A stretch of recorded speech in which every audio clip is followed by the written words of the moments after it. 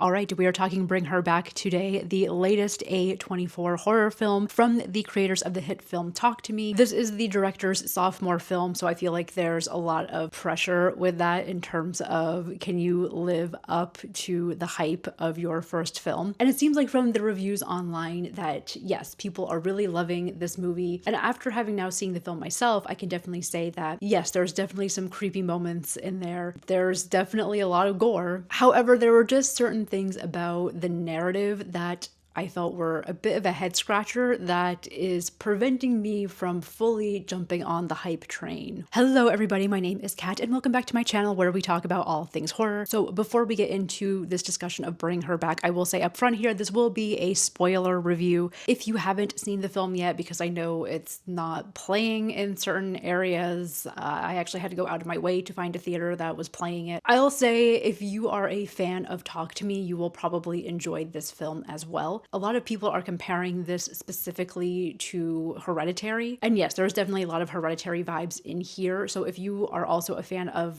those kinds of films, then yes, you'll probably enjoy this one. Bring Her Back follows siblings Andy and Piper, who suddenly find themselves orphaned when their father passes away unexpectedly. Andy is almost about to turn 18, so he could have guardianship over Piper. However, he's not quite there yet, so they are forced to live with a foster parent. And the person that they get matched up with is Laura, played by the amazing Sally Hawkins. She also has another foster son, Oliver, who you can definitely tell there's something off with from the very beginning. And while Laura seems nice enough, very quickly these siblings find themselves in a web of cults, demons, and psycho biddies. So before I go any further in this review, just to give some context of where my mind was going into this, like I said, I'm not completely jumping on the hype train with this one, and that was true for Talk to Me as well. I didn't love that film as much as I know other people do. There were definitely aspects about it that I really loved. Like I loved the whole idea of demon possession or spiritual possession being used as like a drug, as a way for these kids to get high. I thought it offered some interesting commentary on just the current culture's need to find escapism, whether that is with using a substance or just constantly being on their phones and having to like record everything. But as with this film, I felt like there were just some narrative bumps here and there that prevented me from fully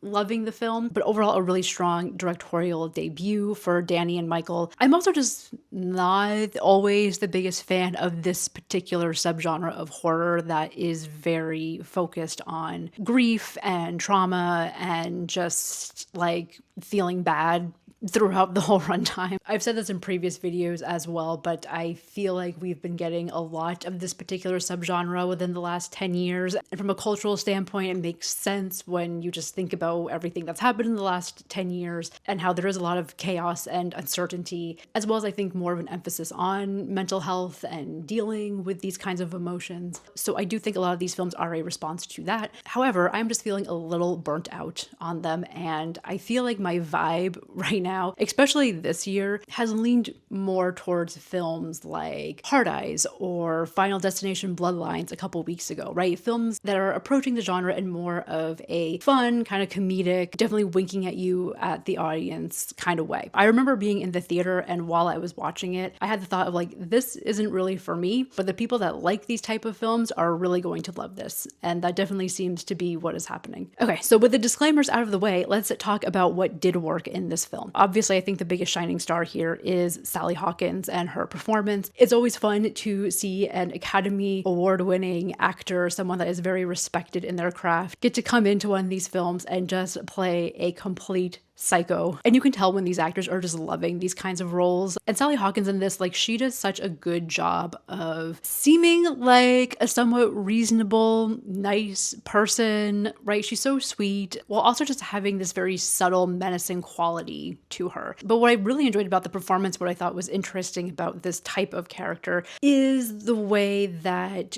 she is dealing with her grief and is trying to do this like weird demonic experiment to try to bring her dead daughter back. And she has these like kids in her house that she's using as pawns in this game. But there's like moments where you can tell that she is like hesitant or struggling with what she's doing. I think the scene that was one of the most haunting for me, and the one that I keep thinking about after seeing the film, is that scene where she goes into Piper's bedroom at night when she's sleeping and she just like straight up hits her in the face and tries to make it seem like Andy did it because she's trying to break Piper and Andy up. She's like spraying herself with his body spray, and she goes into Piper's room, and there's just this moment where you can tell that she's hesitating, right? She's kind of like pacing back and forth, and she's like gearing herself up to just beat this poor girl as she's sleeping. Yes, when someone is just like full on psychopath, that can be scary as well, but there is something particularly haunting about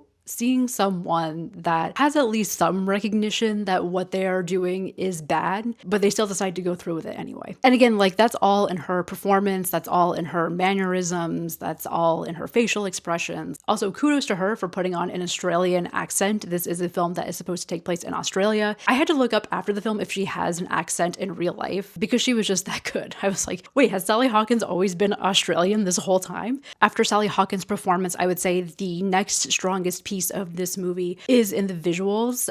Much like Talk to Me, you have very strong visual aesthetics here. I really loved being in Laura's house. There was something about it where it felt both cozy, but also very suffocating at the same time. Her having the stuffed dog, just like immediately as you walk into the house, just little accents like that, that just kind of, again, add to this character and add to her psychology. I loved the use of water in the film. We get a lot of these shots in the trailer, right, where it's just raining heavily. You just see characters looking through these rain-streaked windows, and the rain is distorting their image in a way. Visually, that just also adds to the overall chaos of the movie. And those little moments where you get like brief glimpses of the demon, kind of a blink and you'll miss it moments, like those are super creepy. They create these visuals where when you're looking at it, like everything kind of appears normal, but there's just that one thing in the frame that is off, and you're not really quite sure if you saw it or not. And this is definitely playing into the trope that you tend to see in like these supernatural haunted house movies or the psycho biddy films, where the domestic space is being turned into essentially just this hellscape for these characters. Again, it's like you're in a normal girl's bedroom where everything should be fine, and you're seeing these horrific acts taking place. I think the film does a really good job of showing that juxtaposition, and I think probably one of the best examples of how to use a domestic space and domestic objects and turn it into a really horrifying spectacle is that scene where Andy is in the kitchen with Oliver and he's trying to get Oliver to eat something. And then you have that scene that everyone's talking about where Oliver grabs that knife and just starts munching on it, and there's just blood and teeth gushing out everywhere, and he doesn't care. He's still eating that knife, and it's just like,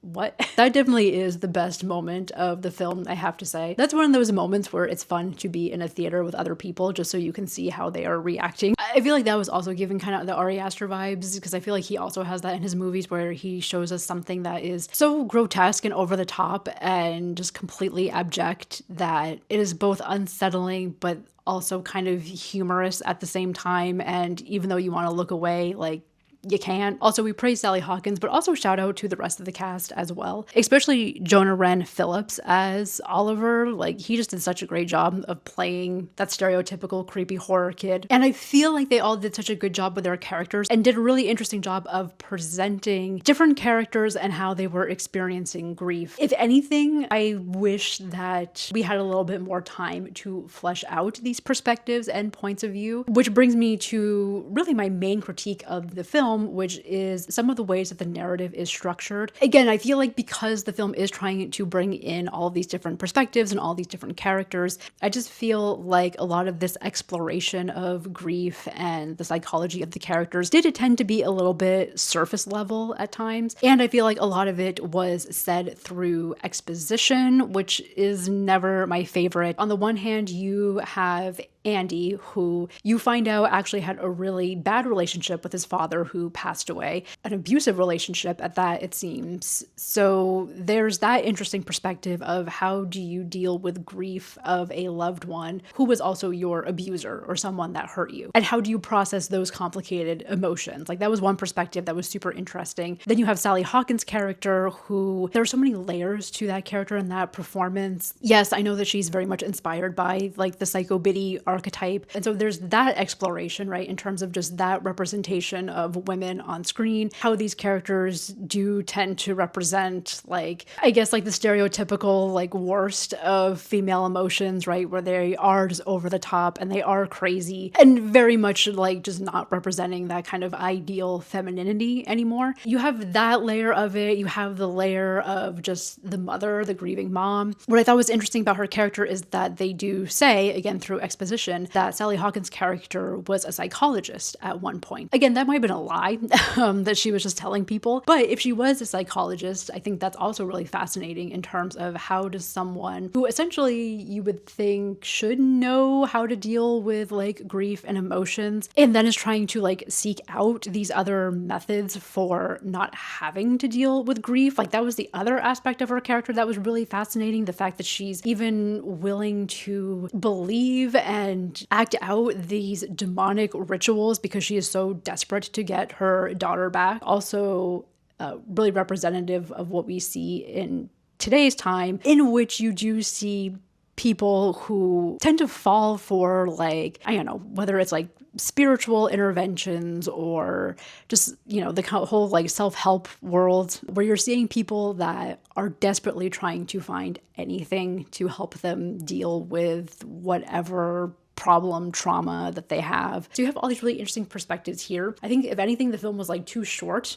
at an hour and like 30 minutes to fully be able to dive into each one of these, which again, I think did lead to a lot of exposition, especially towards the end of the second act into the third act. You definitely get a lot of exposition in terms of Andy's relationship with his father, a lot of him talking about like, didn't really like my dad that much, he was not nice to me. And I just wish that we maybe could have gotten like a glimpse of that, like we could have visually see that happening. And it's not something that you even need to take a lot of time with. It could have even been something like within those very first scenes when we have Andy and Piper coming home from school, where we can see that the dad is really nice to Piper and very much considers her his golden daughter and just has nothing but animosity for Andy. Again, you could have set that up in one scene. Didn't have to be that much. It could have easily been done with just looks and body language. Like, I guess they were maybe wanting to keep it a secret that the dad was abusive to Andy. But again, I just think like being able to visually see that relationship and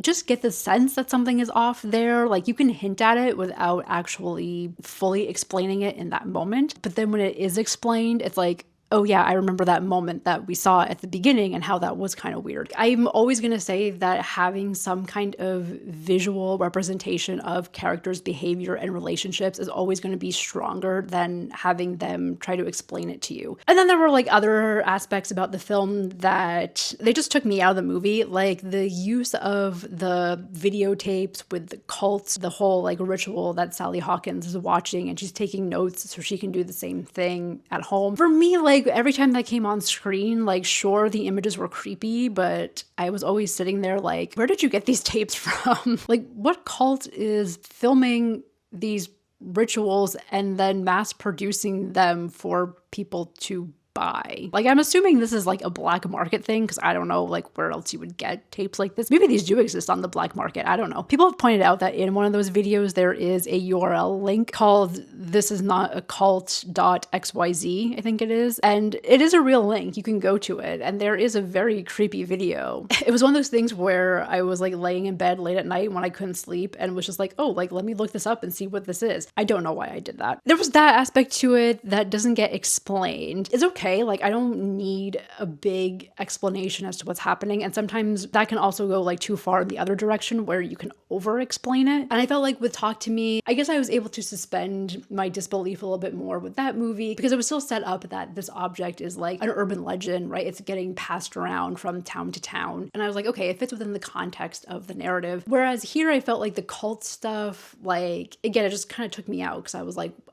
where did this come from? Why do you have this? There were also other things, like she's keeping her daughter's dead body in an ice box outside, and I'm just like, how did you get that body? Other people know that her daughter passed away. Like, it's a thing. She's not hiding it. You know, usually when something like that happens, you have to take the body to the coroner's office. And then maybe she just got the body after that and put it in the icebox. Maybe she dug her daughter up after her daughter was buried and then put her in the icebox. Yeah, in some ways it's like, okay, I could see like how these things could have happened. It was just like in the moment of watching the film, it took me out. And listen, I know this is personal nitpicks on my part. I know that these were not issues for other people. Again, I think there's definitely a lot to be praised here, especially from the visual perspective and the performances. And I do really admire the brothers for being able to take these common tropes that we see in the genre, whether that is demon possession or the psycho biddy archetype, and trying to do something new with it and trying to explore it in a new way. Like, for that, I will always give kudos. So even though the films are not necessarily my thing, I still appreciate what they're doing, and I'm eager to see where they go from here. Those are my thoughts on Bring Her Back. Let me know what you thought of the movie in the comments down below. Did you love it? Was it confusing for you? Did you like it more than Talk to Me? Let me know your thoughts. Let me know your interpretations of what was happening here. And I will see you in the next video. I'm very excited for the next couple of weeks. I'm going to be doing a video revisiting 28 Days Later and 28 Weeks Later before the new film that comes out in a couple of weeks. And then we have Megan at the end of the month. So a lot to look forward to in the coming weeks. But until then, thank you so much for watching, and I will see you next time.